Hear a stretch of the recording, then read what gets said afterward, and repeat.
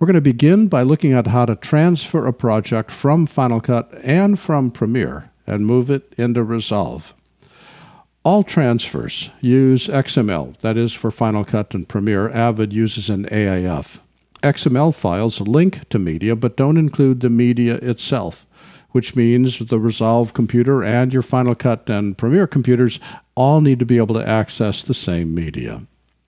Many effects and still frames won't transfer. For example, you need to add titles after the color grade is complete because text effects don't transfer. However, nested or compound clips, speed effects, and position effects do transfer.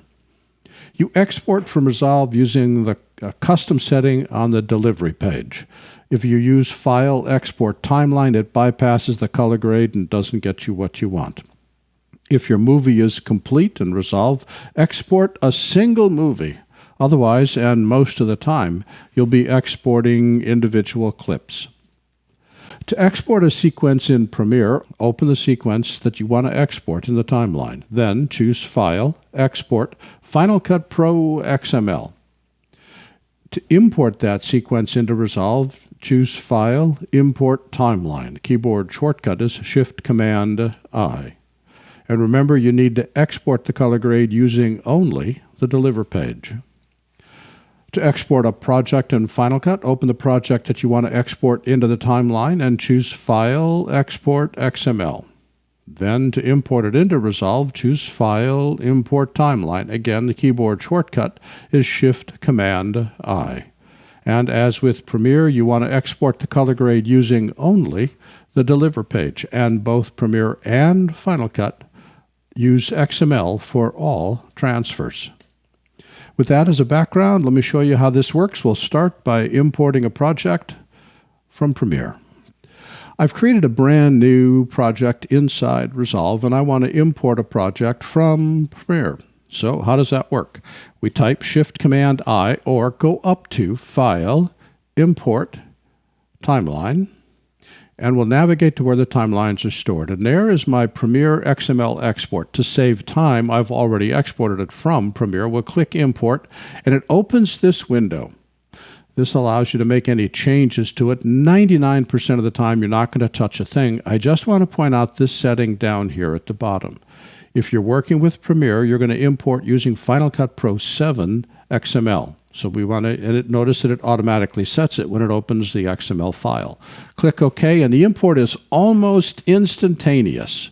It's imported all of these clips. Remember, they're linked because it's an XML file and built the sequence out ready for color grading. This time we'll bring in a Final Cut project. We'll go File, Import, Timeline. And we'll import a Final Cut Pro export. Click the word Import. Again, we see the same settings. Notice this time it recognized it's Final Cut 10 export. We'll click OK, and it brings in a much more sophisticated project and warns us that there are some issues with the import. And you can take a look at this and see if any of those are causing you problems. Most of the time they won't, but be sure to read it carefully before you do. And now we have a much more intense project in terms of shots and color. And now it's ready to color grade. Let's assume this color grade is complete. So we'll switch over to the Deliver page. That's the one down here with a rocket ship on it. And what you don't want to do is you don't want to select any of these initial settings. You got to scroll all the way over, way toward the end, and you're going to see two choices. Final Cut 7, Final Cut 10, that's part of the Final Cut, or Premiere.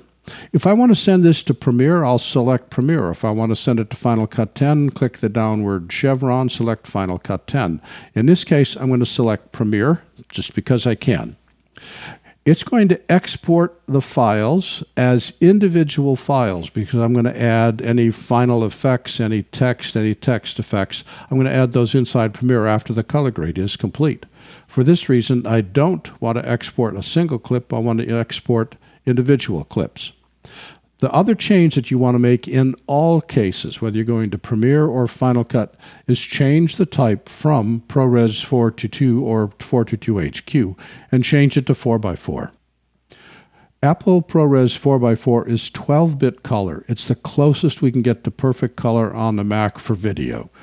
Because you're doing a color grade and because you want to preserve all the settings in that color grade, you want to be sure to export always using ProRes 4x4. The rest of the settings are fine. We'll click Add to Render Queue. I did that one this morning. I'll do this one now, and we'll click Render All. Notice that it's going to export it into a folder that I created on my desktop called Exports. You can create a folder.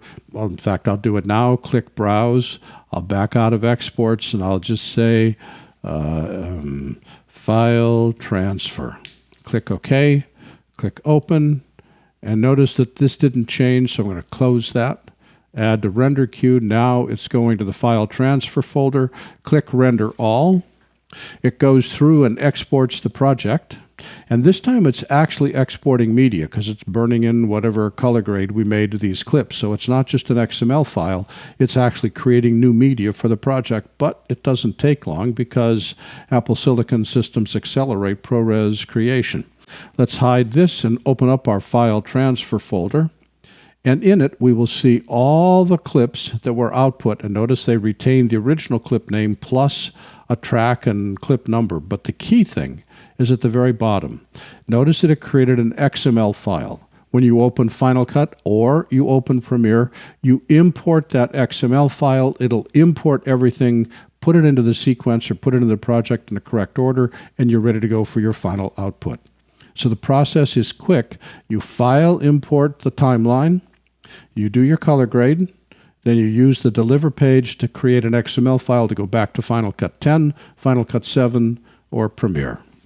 This was an excerpt of a recent Power Up webinar entitled Video Scopes and Color Grading in DaVinci Resolve 20. For the complete version of this online training, please visit our store at larryjordan.com/store and look for Webinar 384. By the way, when you need to stretch your training dollars, membership in our video training library saves you money and time. You can access all our videos for a low monthly price of only $19.99. That's almost 2,000 movies, hundreds of hours, on a wide variety of subjects. Plus, premium members can download practice media and projects. Our training covers a variety of software, and we update it multiple times each month. For more information, visit larryjordan.com/membership. And thanks.